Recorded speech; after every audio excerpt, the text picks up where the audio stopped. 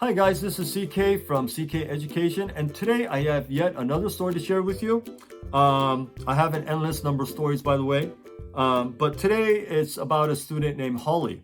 And when I think of Holly, she was so good about long-term planning. Like, she knew what she wanted to do in her career. Now, I'm not saying every high school student does, nor do you need to. I mean, you have a lot of time, but she was just one of those kids. She just knew what she wanted to do, and she was very serious about it, and she wanted to go into the medical field. And you don't know how many times I've heard students say, I want to go into medicine and I want to be a doctor. I honestly believe that in my experience and observation, maybe less than 5% of the kids who ever say that ever make it to medical school. But she's one of those kids that I really think will make it. She's very smart. She's able to multitask. She's very mature. She's very disciplined.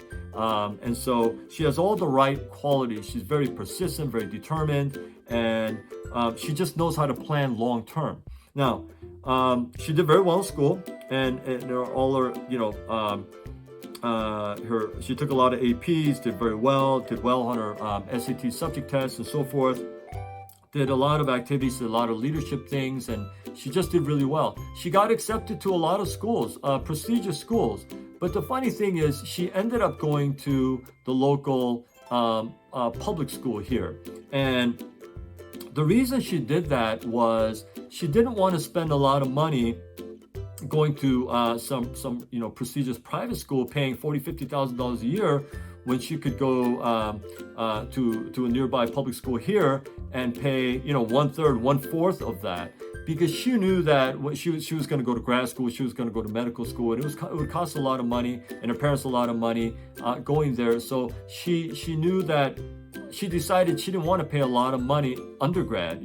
She was would rather pay the money down the road in grad school. And I thought that was very smart, because with medical school and a lot of other graduate programs, it's very important that you do well undergraduate in your undergraduate years, and you do very well in your MCAT or your other graduate school, whether it's LSAT or MCAT or DAT or PCAT or the GRE, GMAT. They have all kinds of every kind of graduate school entrance exam, right? It's very important that you do well on those exams and you have a very good GPA in your undergraduate college years. And so that's what she's focusing on. That's what she's working on, and she's doing very well so far.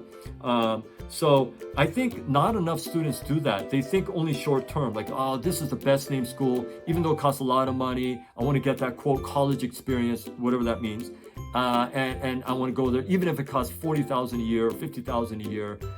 I honestly think that's not a good choice. When you're 22 years old, you're graduating from college, and you got $100,000 in student loans or more. That's not a very good start to your career, especially if you're going to go to grad school and pay more money. Unless your parents are millionaires, that's probably not a good situation to be in. And I know students who have almost $500,000 in student loans by the time they graduate medical school or dental school. I don't think that's a good thing, okay? And especially if you're spending so much money in your undergrad years. So your undergraduate years, like Holly, I would aim to go the least expensive as possible, and that's what she did. Now, when Holly came to me, her starting math score was 610, and reading and writing was 510 for a total of 1,200. She started out at 1,200. And after 27 classes, that's 41 hours, on a real test, her math score, she got a 780, near perfect score, very good. So she had a 170-point increase there. Her reading and writing score, she went from 590 to 700. That's a 110-point increase. So again, very strong. So starting out at 1,200, she ended up getting a 1,480, which was a 280-point increase. So significant increase, did very, very well, and got accepted to, like I said, a lot of schools that she could have gone to and paid a lot of money.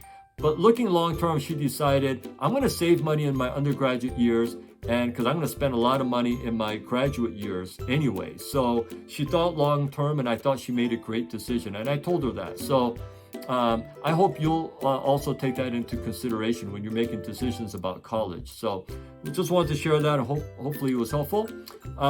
As always, if you're interested in becoming one of my students, the best thing is to go to my website, ckeducation.org, and fill out the SAT prep application form there. And in the comment section of the form, there's a section for you to put in. I'd like you to write in there why you think you would be a great fit as one of my students. And I promise to read that.